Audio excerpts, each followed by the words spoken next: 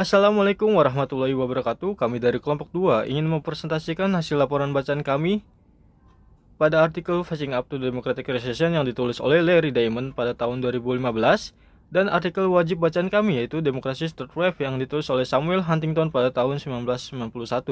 Dalam artikelnya, Huntington membahas fenomena demokratisasi dalam konteks gelombang ketiga demokratisasi pada dunia modern. Gelombang ketiga ini terjadi sejak tahun 1970-an hingga 1980-an yang memunculkan pertanyaan apakah merupakan bagian dari revolusi demokratis global yang terus berlanjut atau hanya ekspansi demokrasi terbatas. Huntington juga mengidentifikasi 5 faktor utama yang berkontribusi pada gelombang ketiga ini.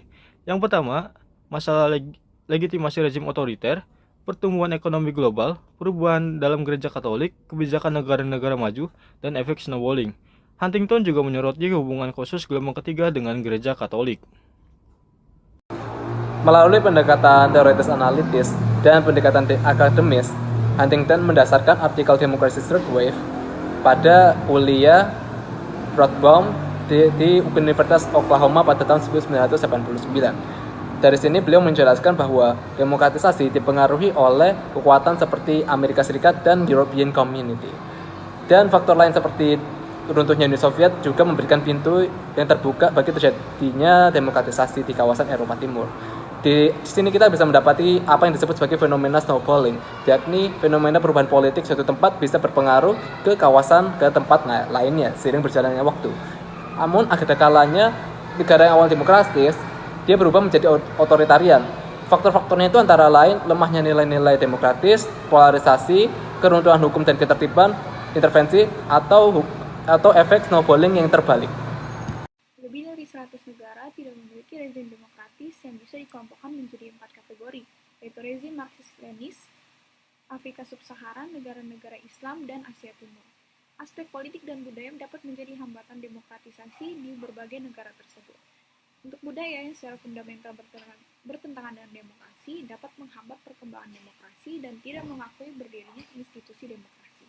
Selanjutnya adalah Konfusianisme yang menggabungkan masyarakat dan negara menjadi satu dan tidak memberikan ruang kebebasan berpendapat bagi publik sehingga dianggap bertentangan dengan demokrasi. Selanjutnya adalah the East Asian Model yang ditandai dengan dominasi satu partai dalam jangka panjang dengan minimnya persaingan politik dan potensi penyalahgunaan kekuasaan yang tinggi, serta Islam yang memiliki nilai yang mendukung demokrasi tetapi cenderung dianggap sebagai penghambat jalannya demokrasi apabila bersangkutan dengan konsep negara Islam.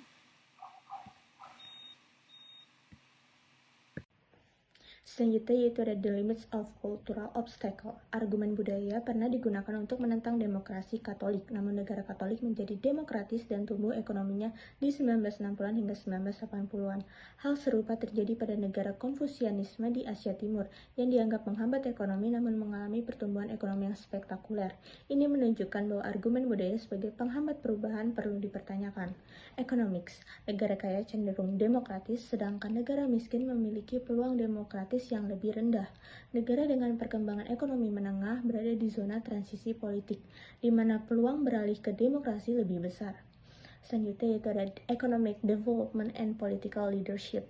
Dua faktor utama yang mempengaruhi masa depan demokrasi adalah pembangunan ekonomi yang terlambat dan ancaman otoritarianisme. Pembangunan ekonomi yang cepat telah terbukti dapat mengubah situasi negara miskin menjadi demokratis seperti yang terjadi di Korea Selatan.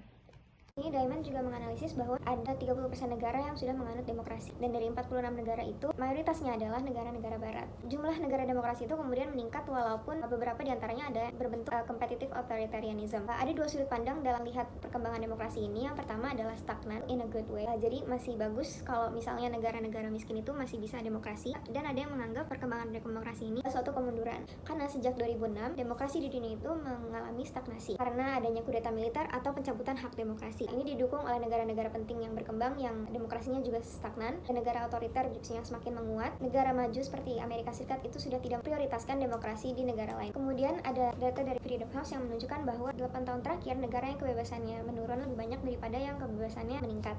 Padahal pas 2006 jumlah negara yang meningkat itu lebih banyak dibandingkan yang menurun. Ini dikarenakan banyaknya penurunan kebebasan, korupsi dan penyalahgunaan kekuasaan terutama di Afrika, lembaga demokrasi yang lemah di banyak negara berkembang. Kemudian Diamond juga melihat kondisi demokrasi demokrasi di negara-negara berkembang yang paling berpengaruh, 12 dari 27 negara berkembang mengalami kemunduran demokrasi sejak 2005 dan hanya 2 negara yang mengalami peningkatan kebebasan. Negara otoriter juga semakin kuat dan agresif. Rusia dan China bekerja sama dan melawan demokrasi. Negara-negara otoriter itu menggunakan bantuan dan investasi untuk melawan tekanan barat. Arab Spring juga gagal di banyak negara.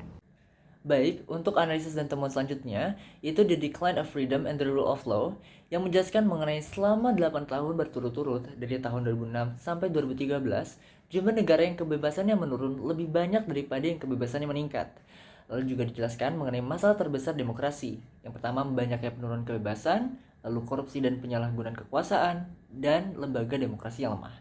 Ada 2 hal yang juga dijelaskan di sini, yaitu the strategic swing states, di mana 12 dari 27 negara berkembang mengalami kemunduran demokrasi sejak tahun 2005. Lalu the authoritarian resurgence, di mana negara otoriter semakin kuat dan agresif, salah satu contohnya seperti Rusia dan China yang bekerja sama dalam melawan demokrasi. Lalu yang berikutnya yaitu Western Democracy in Retreat, di mana demokrasi di Amerika Serikat mengalami kemunduran. Lalu yang terakhir, A Brighter Horizon, ada kemungkinan negara demokrasi runtuh termasuk di negara penting, namun masih ada harapan karena keinginan rakyat untuk demokrasi masih kuat. Dengan kesimpulan, Larry Diamond menekankan resesi demokrasi dengan terkikisnya norma-norma demokrasi, bangkitnya pemimpin otoriter, dan melemahnya lembaga-lembaga demokrasi yang mengancam stabilitas global. Huntington optimis dengan Democracy's Third Wave, mengidentifikasi ekspansi global demokrasi sejak 1970-an, menyoroti pelaksanaan pemilu dan dampak transformatif demokratisasi. Meskipun Huntington fokus pada prestasi historis demokratisasi, Diamond menekankan kerentanan dan resiko sistem demokrasi. Ini menunjukkan kompleksitas pemerintahan demokratis kontemporer. Berikut adalah sumber referensi yang kami gunakan dari reading report pada pertemuan kali ini. Terima kasih.